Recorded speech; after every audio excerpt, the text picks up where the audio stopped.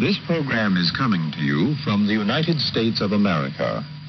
The sound last heard from a radio station that has broadcast to the world uninterrupted for 83 years. The Voice of America went silent on the 16th of March after President Trump's administration imposed funding cuts on the U.S. Agency for Global Media. If you heard what's coming out of the Voice of America, it's disgusting. What things they say are disgusting toward our country. Although these cuts are being disputed in courts, they could have long-lasting implications for audiences around the world.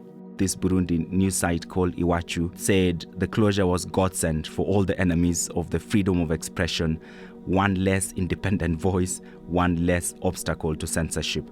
Another foreign-facing US broadcaster, known in Europe as Radio Free Europe, has also been affected. And as the legal limbo is prolonged, it's not clear for how long they'll be able to remain on air. By closing down Radio Liberty, you're kind of giving a victory on a platter to the opponents of free media. And on top of that, defunding the main US overseas aid agency meant cutting the lifeline for independent journalism in many places, including war-torn Ukraine. Independent media that were funded through USAID were very crucial when it comes to impartial reporting. In Donetsk region, which is a frontline region, recently 6 news websites stopped publishing content to draw attention to the funding issue. In early May, Donald Trump signed an executive order that aims to cut funding to public broadcasting in the US as well. In this episode of the Global Jigsaw, we go around the globe to assess the carnage inflicted on independent media by what's being described as the chainsaw approach of the Trump administration. Can this damage be reversed? We search for clarity in uncharted waters.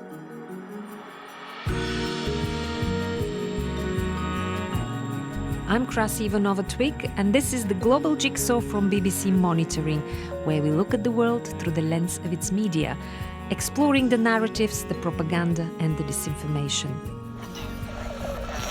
Radio Tehran. Мы не вторгались на территорию Украины. Western countries are not the international community. That era has finished. 조중 두당 두 나라 최고 영도자 동지들께서는 We'll take you around the world with the help of 8 local guides. Tom Lam from BBC Monitoring's China team, Samia Hosny, who's tracking media in the Middle East, our Russia expert Andrey Vladov, Elbek Daniarov, our Central Asia analyst, Sarbas Nazari, who is watching state media in Iran, Pascal Fletcher, who is following Latin America from Miami, and our Ukraine specialist Margaryta Maliukova. Here's a roundup of reactions, from glee to despair. There are people who are saying, good riddance. We're happy that it's gone. Because Al-Hora questioned what is perceived as the basics and the fundaments of the Islamic faith.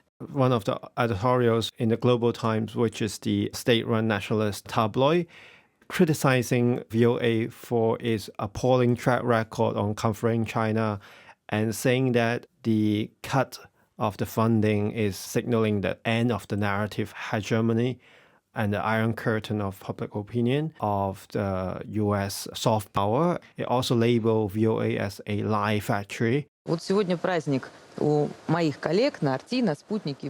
Simonyan, head of RT, she said, this is an awesome decision by Trump. Today is a celebration for my colleagues at RT, Sputnik and other outlets. Trump объявил о закрытии внезапно. They've been over the moon ever since, even before the Trump administration announced that it is attempting to close down those American media outlets. Today I heard, we weren't invited. Well, you've been there for 3 years. You should have ended it 3 years. You should have never started it. You could have made a deal. The moment that Trump started to speak the language that President Putin uses, you could see a change in the way that Russian state media are reporting what's going on in America.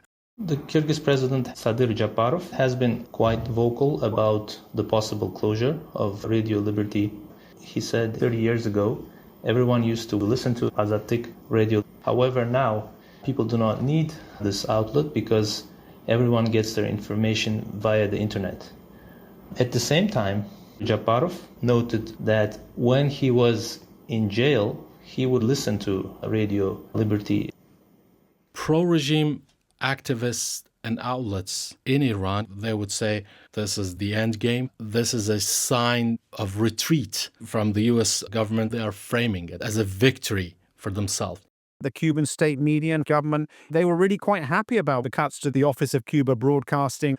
Havana was saying, look, it's clear there isn't independent opposition to the one-party communist system. This is US-financed. These are mercenaries. One of the quite prominent Cuban diplomats was saying the Cuban fake news NGO's piñata is continuing. Have you heard the piñata phrase before? In our neck of the woods, the phenomenon is known as the gravy train.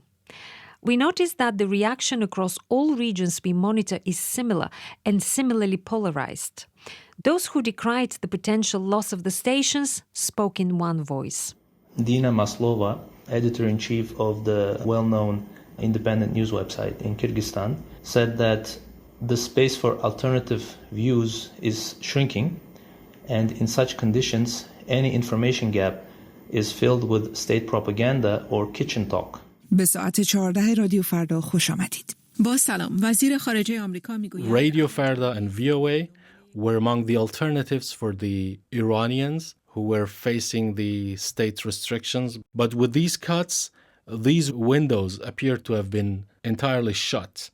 And this has caused a lot of disappointment, despair, and dismay among activists and independent journalists and ordinary Iranians. You can see that on social media.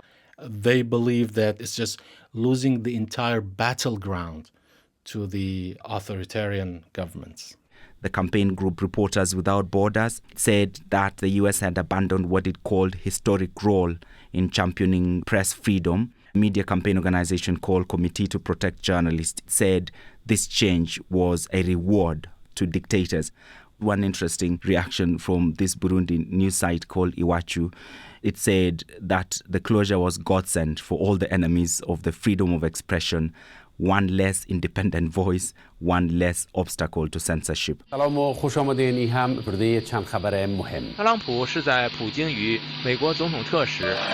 some of us who were born during the Cold War, or the analog natives if you like, radio stations like the Voice of America and Radio Liberty played a role in forming our views of the world. I grew up listening to VOA alongside Deutsche Welle and the BBC. These outlets represented at that time the truth or impartial journalism. Even after the liberalization of the media environment in the early 90s, BBC, VOA and Deutsche Welle still remained this critical source of impartial news. Every evening we would use this transistor radio, often on shortwave, and would listen to either what's going on in the Balkans or the arrest of a local politician. And I'd remember for VOA specifically, there was Daybreak Africa in the morning, and then this evening program, which you could barely make out because of the static Nightline Africa. So in many ways, VOA helped shape my interest in global affairs. I am from Egypt. When I was growing up, I lived through the 1973 war between Israel and Egypt and Syria.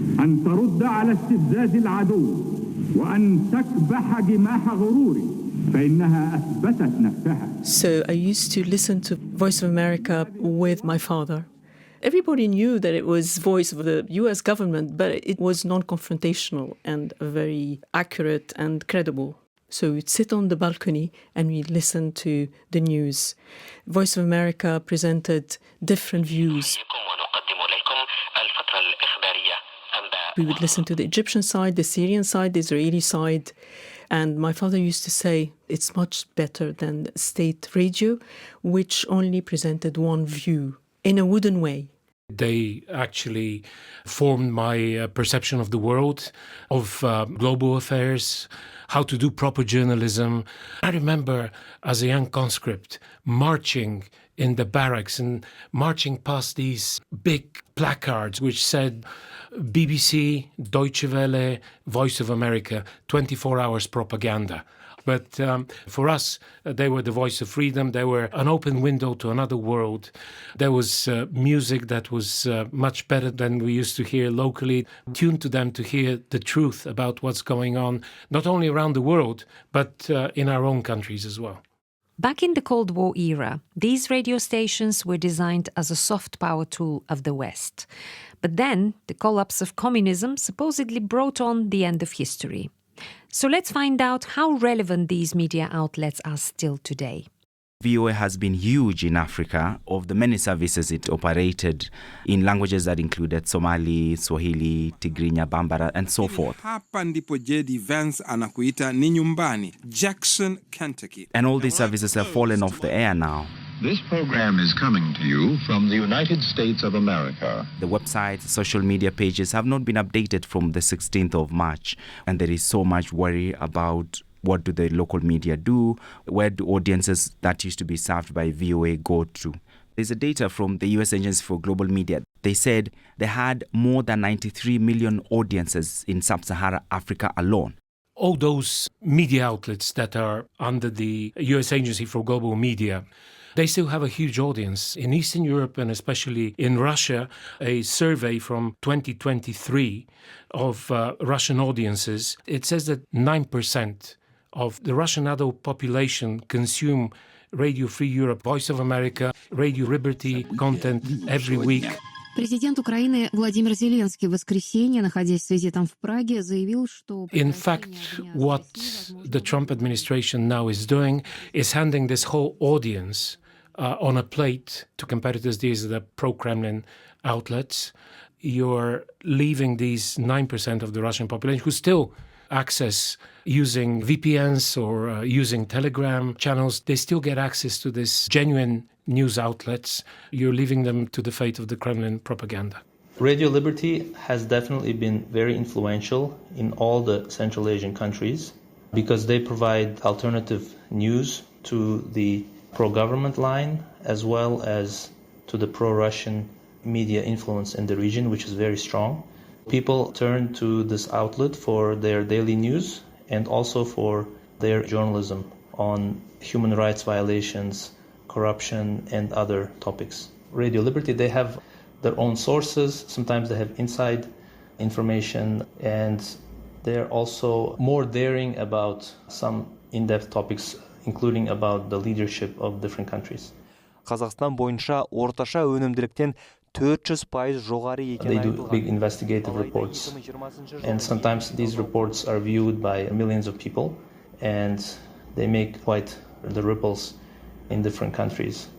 Everybody knows Ozodlik, which is the Uzbek service, for example, or Ozodi, which is a Tajik service. Out of the 5 Central Asian countries, Kazakhstan, Kyrgyzstan, and Tajikistan allow Radio Liberty to operate, whereas Uzbekistan and Turkmenistan do not allow them, and the websites are banned in these countries. However, people can access them via social media, and they have millions of followers. The main television channel that was funded by the US government, Al Hurra TV, was not widely watched. كشفت حركة السلام الآن الإسرائيلية عن وجود حوالي 13,000 منزل جاهز. It was always perceived as a propaganda tool for the US government. It was launched during the Iraq invasion. The stated aim was to target the Islamic world, to try to present the American point of view and to question those ideas that give rise to extremism. So that was the core, the essence of Al Hurra TV. It had discussion programs about women's issues like premarital sex. هل الحب حرام؟ أيصح هذا سؤالا أصلا ويصلح؟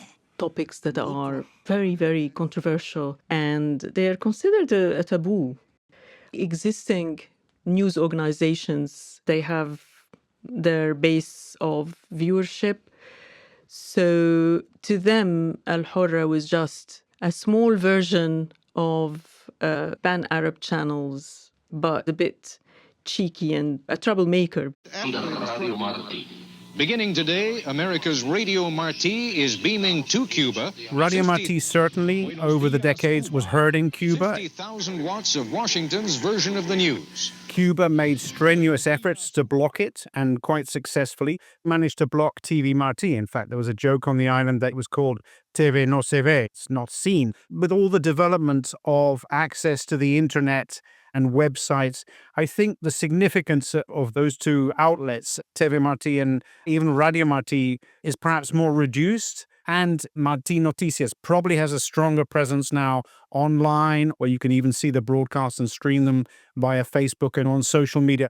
VOA and RFE are taking a very special angle of covering China's religious freedom, for example, or human rights issues in Tibet or Xinjiang.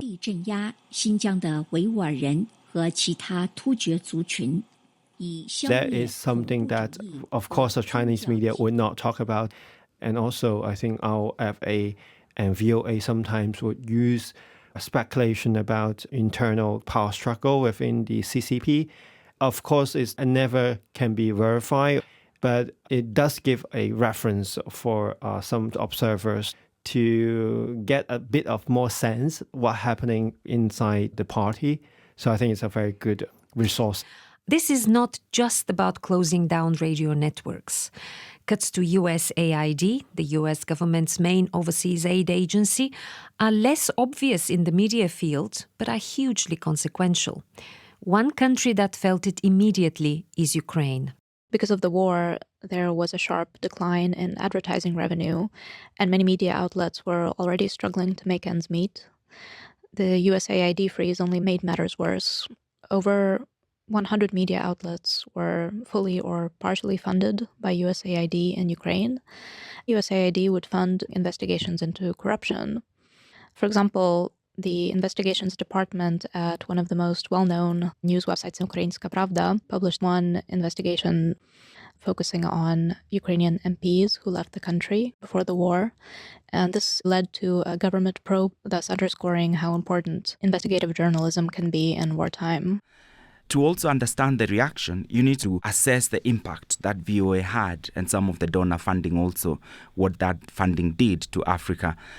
The war involved in training on human rights issues, in human rights reporting. Broadly, that donor funding and VOA supported independent media.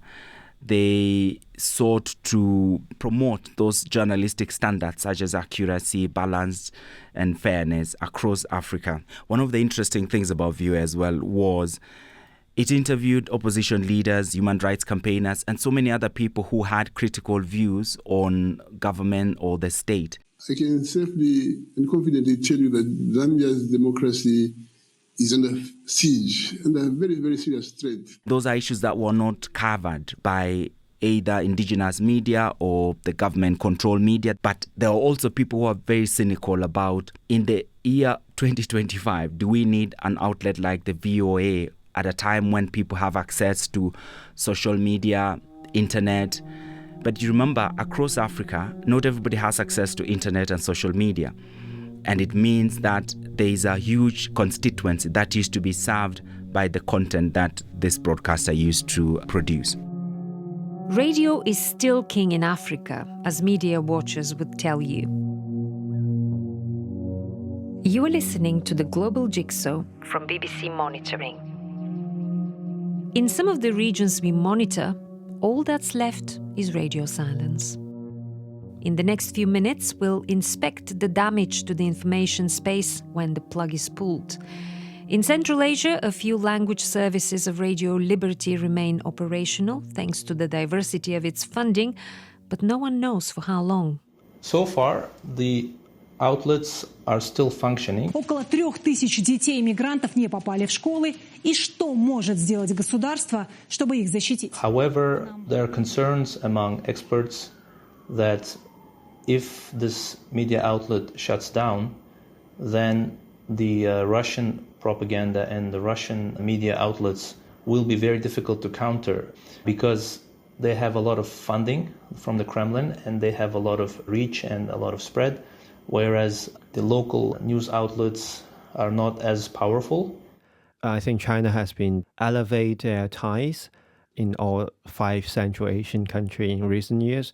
And I think in February, Kyrgyzstan, they have a joint statement on cooperating in media exchanges. 民心相亲，是好邻居、好朋友、好伙伴。 Training of media personnel and exchanges of programs or even news stories. You have seen it in Africa. 达到新时代全面战略伙伴的新高度。双方政治互信。 In the past, maybe Chinese media wasn't as influential, but nowadays they try to cooperate with local media outlets. And we see more frequently Chinese diplomats publishing articles praising cooperation. And that has become more prominent in the recent years. However, if Radio Liberty leaves the region, probably the biggest outlets that will fill the gap will be the Russians. There were a lot of programs that were channeled towards what I call pro-democracy, things like support for political dissidents, independent journalists, families of political prisoners. Obviously, when the announcements came, there was considerable consternation in countries like Venezuela as well, and probably in a few other countries in Latin America too, possibly Nicaragua. The big pan-Arab channels, of course, are not going to discuss democracy. The channels supported by China, Russia, or Iran, hard to see Russia today discussing Islam because it toes the line. It doesn't want to, I think, offend its audiences in the Middle East. Neither does Chinese-supported media or Iran, of course, with its very conservative agenda. The VOA had many rebroadcasting partners. These are radios that used to carry VOA programming. In exchange, VOA gave money to these organizations, and all that content, all that money now is going. And it's not just in the Horn of Africa or Central Africa. Every other region, VOA had a presence. Some of the Mali stations that used to broadcast content in local languages, they've said they're no longer able to produce shows and create content. Many local radio stations in Somalia, they've replaced the slots that they used to carry VOA content with music and religious programming. Most Ukrainians get their news from social media, especially Telegram, where there's a lot of Russian disinformation. So really these independent media that were funded through USAID were very crucial when it comes to impartial reporting. Американська soft power в ці 3 місяці припиняється на всій планеті. In Donetsk region, which is a frontline region, recently 6 news websites stopped publishing content to draw attention to the funding issue. And one of the leading news websites, Ukrainska Pravda, has said it might introduce a paywall. Які відомі як USAID. Звісно, всіх почали. So we're already seeing the impact of this funding freeze. As I spoke to my BBC monitoring colleagues around the globe about the impact of these cuts, one word kept cropping up: vacuum. And when there's vacuum, there's the temptation to fill it. This void, this vacuum that is being left if these American outlets, media outlets are closed, is going to be filled immediately by pro-Kremlin media. And this is because the Kremlin understands very well and uses very well this soft power tool. When you look at the Russian budgets for 2025, they have allocated 137 billion rubles, which is roughly $1.4 billion. And this is for state propaganda resources. And this is a 13% increase in propaganda spending compared with 2024. Margaryta Simonean, the head of RT, said after the European Union, America, Canada, Britain closed access to Russian foreign media outlets, she says it doesn't matter. They close entry to us and we will go through the window. They close the window and we will go through the vents and we will see what holes there are in the organism of the United States of America. These cuts are in fact creating a vacuum in Iran. The IRIB, the state television, which is a very massive conglomerate of a wide network of radio and television stations with this international branch, they're exploiting this vacuum. They have different languages. The English version is done through Press TV. The Spanish version is done through Hispan TV. We have a wide range of radio stations in Urdu, in Swahili, in Bosnian, through which they're broadcasting the policies of the Islamic Republic, both for domestic issues, regional developments, as well as global matters. But how does a theocratic regime like Iran make its message appealing to audiences around the world? It doesn't necessarily mean that they will offer the Islamic teaching through their programs, depending on the taste of that target region. In some cases, they will lean toward leftism, for example, when it comes to Latin America, because they understand that they have to spread the foothold in those regions. So openly discussing religious matters would not work. It's more about the political ideology and the wider interests of the Islamic Republic for every single region in the world. So the narrative could differ from Latin America to Bosnia to Pakistan to Africa. Give me an example of kind of a narrative, a message about Iran that they're trying to push to Latin America, let's say. They highlight the affinities between the anti-American ideology of the Islamic Republic with that of, for instance, Hugo Chavez in Venezuela. They try to find the commonalities, the principles of revolution rising up against the West, anti-Americanism. This is exactly the case with Brazil. And given the history of close ties between Brazilian President Lula and Ahmadinejad, they had very close relationship and share anti-colonialist principles. There are plans by the IRIB to open a Portuguese service targeting the audience in Brazil. We'd already seen the Iranians attempting to project their influence through Hispan TV in Spanish, so it's interesting that they're also trying in Portuguese. But remember, it is a very populated media ecosystem down here where you've got pretty much a bit of everything. There's still a lot of uncertainty about the immediate future of the Voice of America and Radio Liberty, as the ball is with the courts. A lot hinges on not just the outcome of the legal cases, but also on whether it will be respected.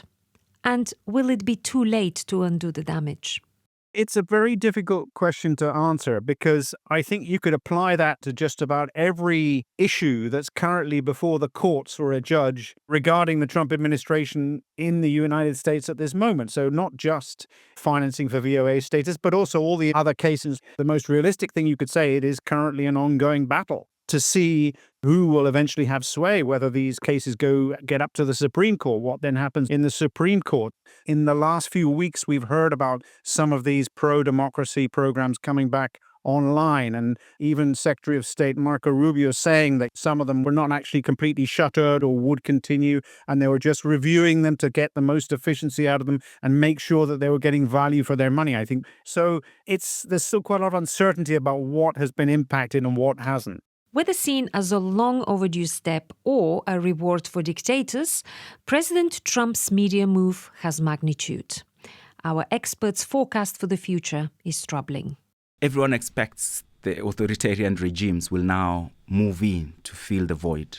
But for me, this change creates a more strategic void for adversaries who are seeking to sow discord, undermine access to free information or accurate information. Whether the likes of Russia, China, Iran, and to an extent Turkey, whether they would move to establish themselves or establish sources to media to reach audiences, it's likely to be more nuanced. But remember, Africa also does not have a homogeneous media ecosystem. Russia, China, they already have existing services, but they could also move to find ways of working with local political elites to expand their influence. Sputnik, one of Russia's agencies, just before VOA closed down, it announced that it was opening an editorial center in Ethiopia, and there were also plans in bureaus in South Africa and Tanzania. It also talked in the past about RT Academy, where it would train journalists. I think what the retreat of U.S. state-sponsored media outlet presence in the world, I think give like a vacuum for even more Chinese presence. So that's something I think we can expect to happen in the future. Even like the USAID does sponsor a lot of humanitarian projects in developing countries.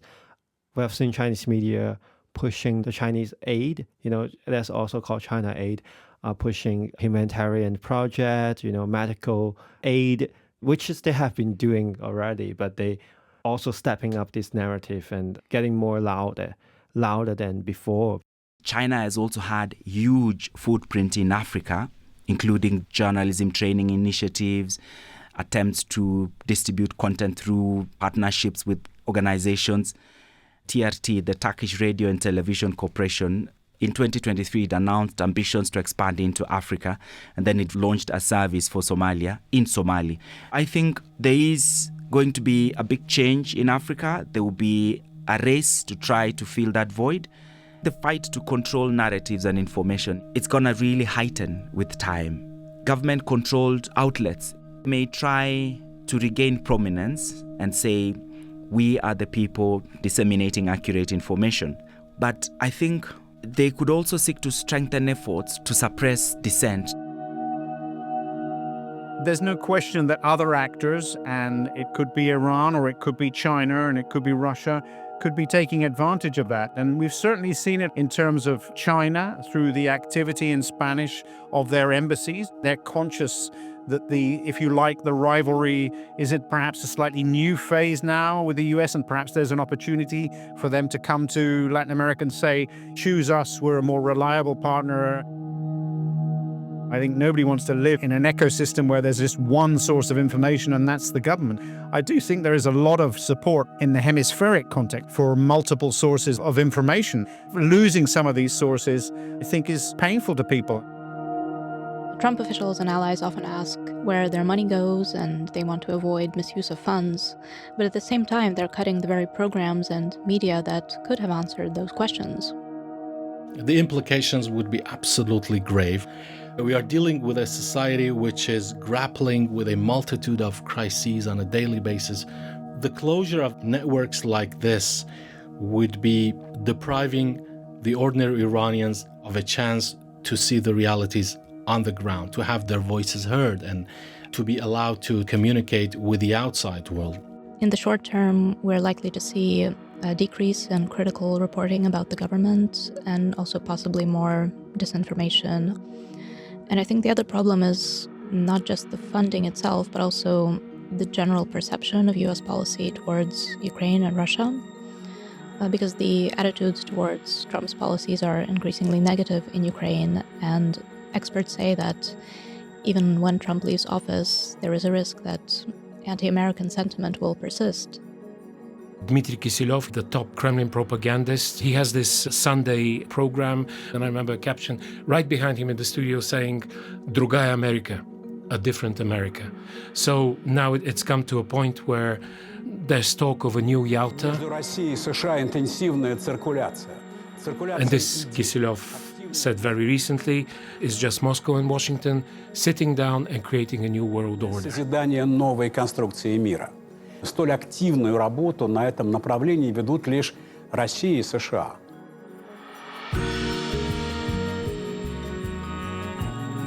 We end on that striking note brought to us by our Russia watcher Andrey Vladov.